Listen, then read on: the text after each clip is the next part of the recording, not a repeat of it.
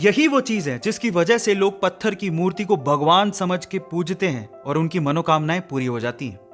अब विश्वास आपकी जिंदगी में कैसे परिवर्तन ला सकता है, इसको एक कहानी से समझने की कोशिश करते हैं। एक बार क्या हुआ, एक गांव में एक व्यक्ति बड़ा बीमार था क्योंकि उसे टीबी था।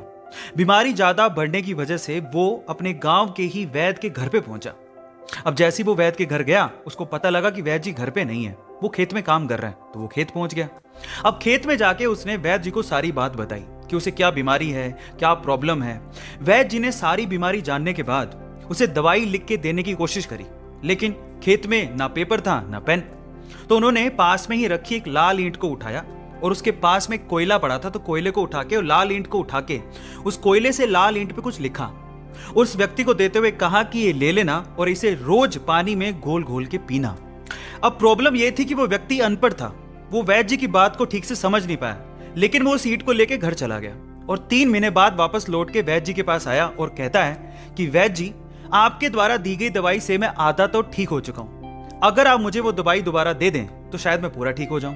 तो वैद्य जी ने कहा, मैंने तुम्हें दिया तो था। तो व्यक्ति क्या कहता है, ध्यान से सुनिएगा।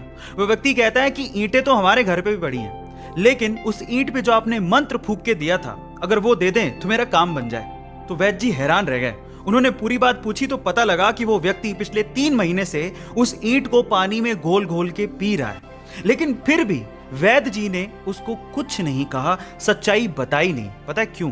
क्योंकि उसे उस इलाज में विश्वास था और वो ठीक हो रहा था।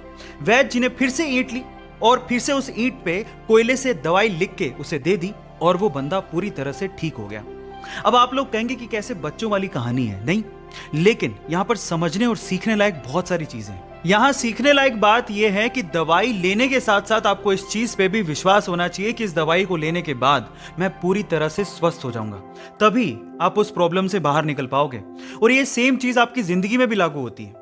अगर आपको अपने आप पे और अपने आइडिया पे पूरा विश्वास है तो एक ना एक दिन आप सफल जरूर हो जाओगे। बस अपना विश्वास डगमगाने मत दीजिएगा, उस पर विश्वास बनाए रखिएगा।